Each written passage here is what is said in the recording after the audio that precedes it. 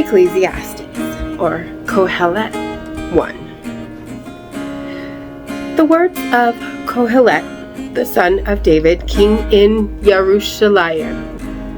Pointless, pointless, says Kohelet.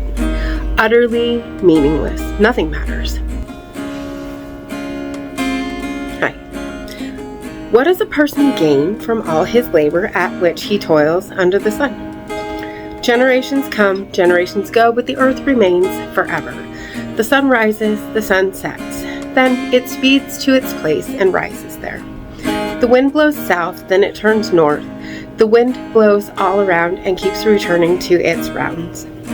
All the rivers flow to the sea, yet the sea is not full. To the place where the rivers flow, there they keep on flowing. Everything is wearisome, more than one can express. The eye is not satisfied with seeing, the ear not filled up with hearing. What has been is what will be. What has been done is what will be done. And there's nothing new under the sun. Is there something of which it is said, see, this is new?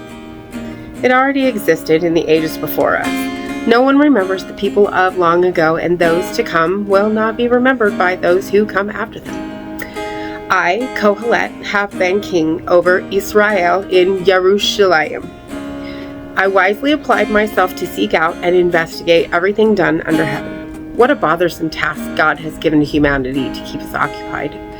I've seen all the activities that are done under the sun, and it is all pointless, feeding on wind. What is crooked can't be straightened. What is not there can't be counted. I said to myself, look, I have acquired much wisdom, more than anyone ruling Jerusalem before me. Yes, I experienced a great deal of wisdom and knowledge.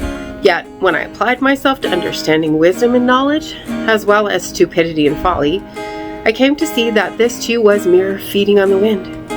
For in much wisdom is much grief. The more knowledge, the more suffering. Ecclesiastes, or Kohelet 2. I said to myself, come now, I will test myself with pleasure and enjoying good things. But this too was pointless. Of laughter I said, this is stupid, and of pleasure, what's the use of it?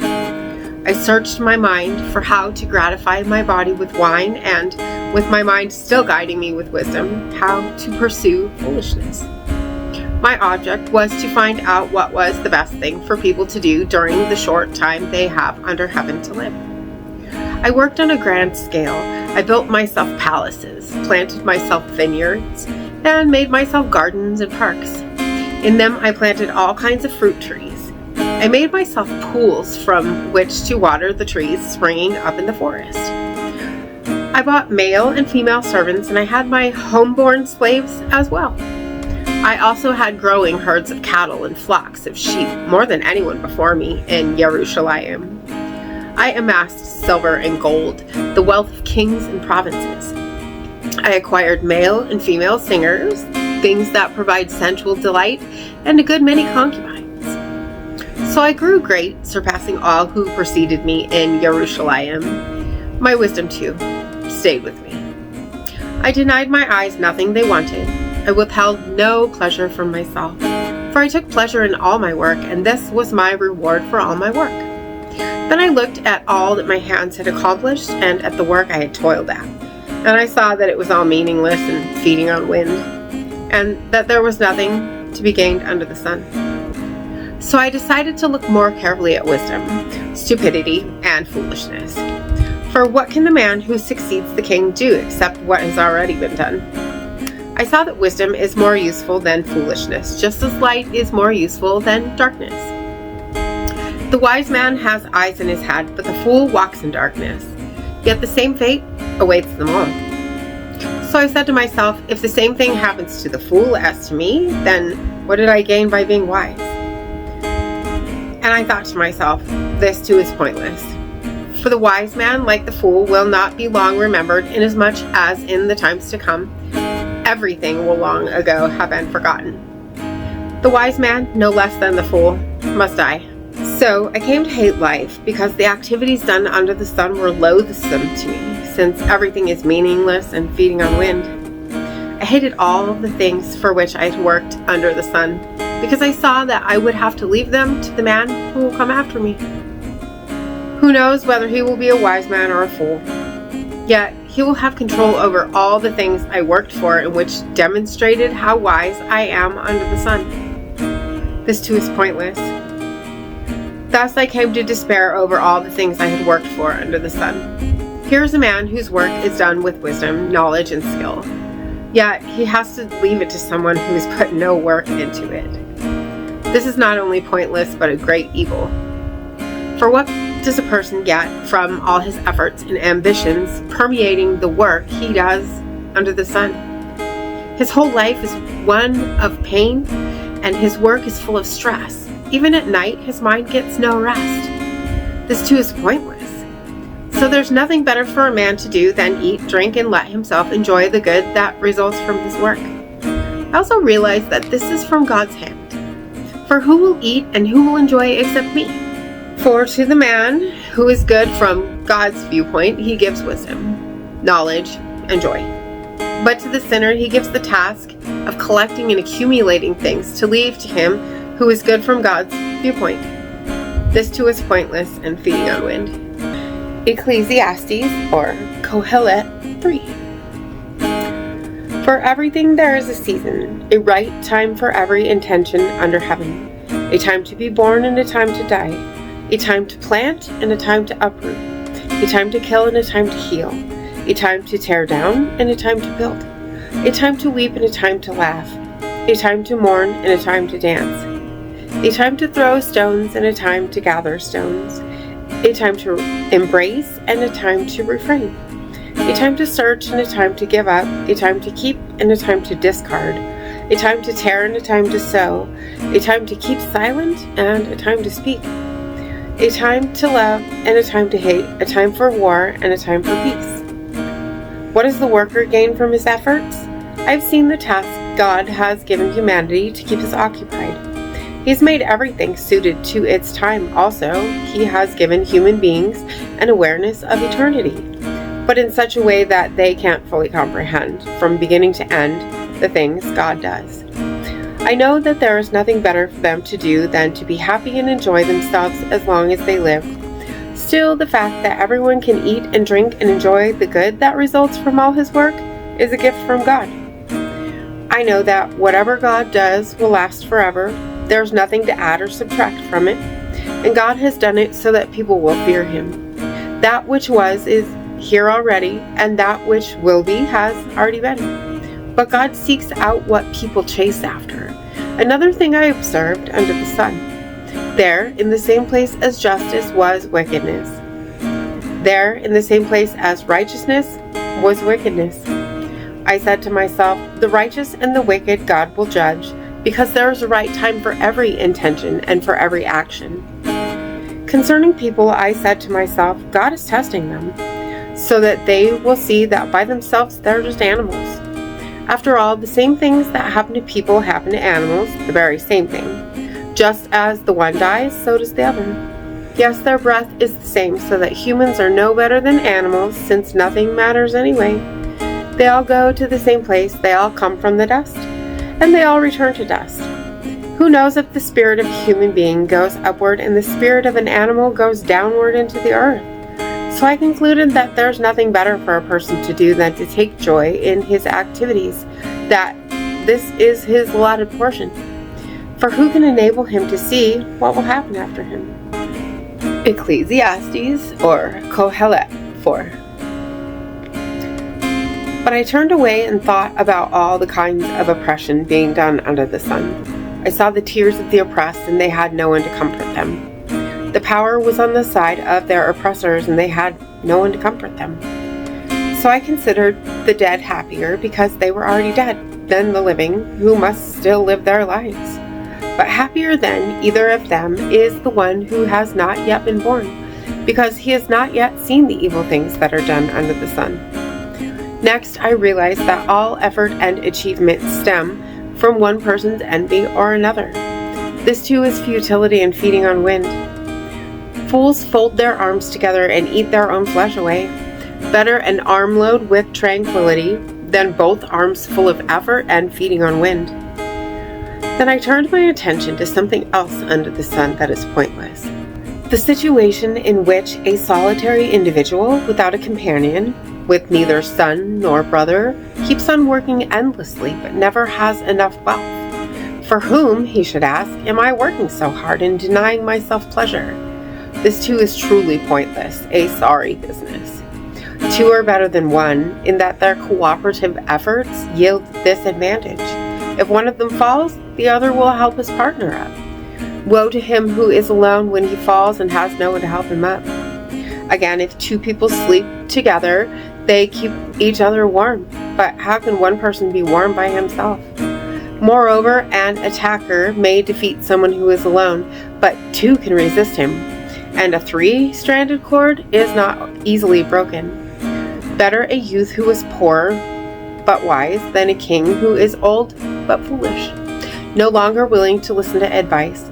True, he rose from prison to be king, yet while ruling he became poor. I observed that all who live and walk under the sun took the side of the youth mentioned first, who would rule in the place of the king, and that no limit was set for the number of his subjects. Nevertheless, those who come afterward will not regard him highly. This too is certainly pointless in feeding on wind. Watch your step when you go to the house of God. Offering to listen is better than fools offering sacrifices, because they don't discern whether or not they're doing evil. Ecclesiastes or Kohelet 5. Don't speak impulsively. Don't be in a hurry to give voice to your words before God. For God is in heaven and you are on earth, so let your words be few. For nightmares come from worrying too much, and a fool, when he speaks, chatters too much. If you make a vow to God, don't delay in discharging it. For God takes no pleasure in fools, so discharge your vow. Better not to make a vow than to make a vow and not discharge it. Don't let your words make you guilty, and don't tell the temple official that you made the vow by mistake. Why give God reason to be angry at what you say and destroy what you've accomplished? For this is what happens when there are too many dreams, aimless activities, and words. Instead, just fear God. If you see the poor oppressed, rights violated, and justice perverted in the province, don't be surprised. For a high official has one higher watching him, and there are others above them. But the greatest advantage to the country is when the king makes himself a servant to the land. The lover of money never has enough money. The lover of luxury never has enough income. This too is pointless. When the quantity of goods increases, so does the number of parasites consuming them. So the only advantage to the owner is that he gets to watch them do it. The sleep of a working man is sweet, whether he eats little or much. But the overfullness of the rich won't let them sleep at all. Here's a gross evil, which I have seen under the sun. The owner of wealth hoards it to his own hurt. Due to some misfortune, the wealth turns to loss. And then, if he is father to son, he has nothing to leave him. Just as he came from his mother's womb, so he will go back naked as he came. And for his efforts, he will take nothing that he can carry away in his hand. This too is a gross evil, that in every respect as he came, so will he go. Thus, what profit does he have after toiling to earn the wind? All his life he eats in darkness, in frustration, in sickness, and in anger. This is what I've seen to be good, that it is appropriate for a person to eat, drink, and enjoy the good that results from all his work that he engages in under the sun for all the days of his life that God has given him. For this is his allotted portion. Also, everyone to whom God has given riches and wealth, along with the power to enjoy it, so that he takes his allotted portion and finds pleasure in his work, this is a gift from God. For he will not brood over the fact that his life is short, since God keeps him occupied with what will bring him joy. Ecclesiastes 6. I've seen another evil under the sun, and it weighs heavily on people. The case in which God gives someone riches, wealth, and honor so that he lacks nothing that he wants, but God does not give him the power to enjoy them, and some stranger gets to enjoy them. This is meaningless, evil, sick. Suppose a man fathers 100 children and lives many years so that he has a long life, but he fails to enjoy himself. Then, even if he were to live indefinitely and therefore never be buried, I say that it would be better to be born dead. For the arrival of a stillborn baby is a futile thing, and its departure is in darkness. Its name is forgotten, covered in darkness, and although it has never seen or known the sun, it is more content than he is, without enjoying himself, even if he were to live 1,000 years twice over. Doesn't everyone go to the same place? The purpose of all toil is to fill the mouth, yet the appetite is never satisfied. What advantage has the wise over the fool or the person with experience if he's poor? Better what the eyes can see than meandering desire. Yet this too is pointless and feeding on wind. Whatever he was named long ago, and it is known that he is merely human. Moreover, he cannot defeat what is mightier than he, death. There are many things that only add to futility. So how do humans benefit from them? For who knows what is good for someone during life, during the days of his pointless life spent like a shadow? Who can tell what will happen under the sun after a person is gone? Ecclesiastes, or Kohelet 7. A good name is better than perfumed oil, and the day of death better than the day of birth. Better to go to a house of mourning than to go to a house of feasting, for all are destined to be mourned. The living should lay this to heart. Grief is better than laughter, for sadness can improve a person. The thoughts of the wise are in the house of mourning, but the thoughts of fools are in the house of pleasure. It's better to hear the rebukes of the wise than to listen to the songs of fools. For the laughter of fools is like the crackling of thorns burning under a pot. This too is pointless.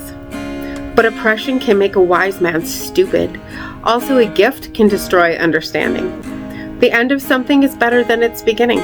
So the patient are better than the proud. Don't be quick to get angry, for only fools nurse anger. Don't ask why the old days were better than now, because that is a foolish question. Wisdom is good, along with possessions, an advantage to all who see the sun. For wisdom is a shelter, and money is a shelter, but the advantage of knowledge is that wisdom keeps the one who has it alive. Consider the work of God. Who can make straight what he's made crooked? When things are going well, enjoy yourself. But when things are going badly, consider that God made the one alongside the other, so that people would learn nothing of their futures. In my pointless life, I've seen everything, from the righteous person perishing in his uprightness to the wicked one who lives a long life and keeps doing what's wrong. So don't be overly righteous or overly wise. Why should you disappoint yourself? But don't be overly wicked and don't be foolish. Why should you die before your time? Don't grasp just one of these rules. Take hold of the other as well, for he who is in fear of God will live by both of them. To a wise man, wisdom is better protection than 10 rulers in a city. For there isn't a righteous person on earth who does only good and never sins. Also, don't take seriously every word spoken, such as when you hear your servant speaking badly of you, because often, as you yourself know, you have spoken badly of others. All this I have put to the test of wisdom. I said I will acquire wisdom, but wisdom remained far away from me. That which exists is far away and deep, so deep that it can't be discovered. So I turned myself and my thoughts to know, search out, and seek wisdom and the reason behind things. Also to know how foolish it is to be wicked and how stupid to act like a fool. I found more bitter than death the woman who is a trap, whose heart is a snare, and whose hands are like prison chains.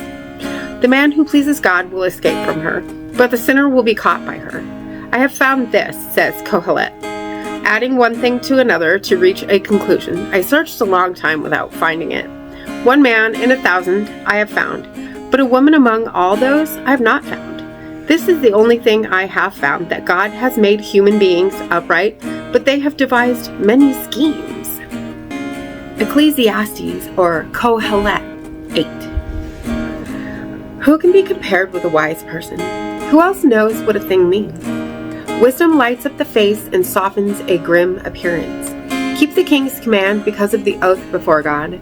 Don't be quick to leave his presence, and don't persist in doing what is wrong, for he does whatever he pleases. After all, his word is final. Who can challenge him? Why are you doing that? Whoever obeys his command will never come to harm, and the wise person will know the right time and judgment. For to everything there is a right time and a judgment, since people are greatly troubled by uncertainty over the future. Even when the event takes place, who will tell him about it? Just as no one has the power to keep the wind from blowing, so no one has power over the day of death. If one is drafted to fight a war, one can't send a substitute. Likewise, the wicked won't escape death by their wickedness. All this I have seen as I applied my mind to everything done under the sun when one person tyrannizes another. Thus I saw the wicked buried. They had even come from the holy place, but those who had acted uprightly were forgotten in the city. This too is a futile thing, because the punishment decreed for an act of evil is not promptly carried out.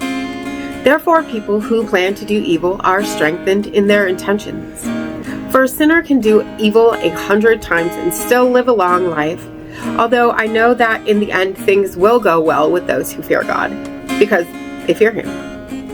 But things will not go well with the wicked, and like a shadow, he will not prolong his days because he doesn't fear God. There's something frustrating that occurs on earth, namely that there are righteous people to whom things happen as if they were doing wicked deeds. And again, there are wicked people to whom things happen as if they were doing righteous deeds. I say that this too is pointless. So I recommend enjoyment. A person can do nothing better under the sun than eat, drink, and enjoy himself. This is what should accompany him as he does his work for as long as God gives him to live under the sun. When I applied myself to gain wisdom and to observe how people occupy themselves on earth, that people's eyes don't sleep either by day or night, then, on looking over all of God's work, I realized that it is impossible to grasp all the activity taking place under the sun. Because even if a person works hard at searching it out, he won't grasp it. And even if a wise person thinks he knows it, he still won't be able to grasp it. Ecclesiastes, or Kohelet 9 and 10. I applied myself to all of this, sifted through it, and concluded that the righteous and the wise, along with their deeds, are in God's hands. A person cannot know whether these people and deeds will be rewarded with love or with hatred. All options are open. Anything can happen to anyone. The same thing can happen to the righteous as to the wicked, to the good and the clean and to the unclean, to someone who offers a sacrifice and to someone who doesn't offer a sacrifice. It is the same for a good person as for a sinner, for someone who takes an oath rashly as for someone who fears to take an oath. This is another evil among all those done under the sun, that the same events can occur to anyone. Truly, the human mind is full of evil, and as long as people live, folly is in their hearts, after which they go to be with the dead. For as long as a person is linked with the living, there is hope. Better to be a living dog than a dead lion. For the living know that they will die, but the dead know nothing. There is no longer any reward for them, because all memory of them is lost.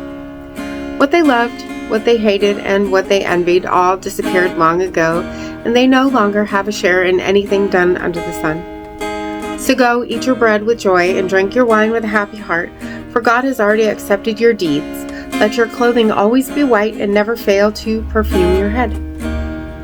Enjoy life with the wife you have loved throughout your meaningless life that He has given you under the sun, all the days of your futility, for that is your allotted portion in life, and in your labor that you work at under the sun. Whatever task comes your way to do, do it with all your strength, because in Sheol, where you will go, there is neither working nor planning, neither knowledge nor wisdom. Yet another thing I observed under the sun is that races aren't won by the swift or battles by the strong, and that food doesn't go to the wise, or wealth to the intelligent, or favor to the experts. Rather, time and chance rule them all. For people don't know when their time will come, any more than fish taken in the fatal net or birds caught in a snare. Similarly, people are snared at an unfortunate time when suddenly it falls on them. Here's something else I have seen as wisdom under the sun, and it seemed important to me. There was a small town with few people in it, and a great king came to attack it. He surrounded it and built massive siege works against it. Now, there was found in it a man who was poor but wise, and by his wisdom he saved the city.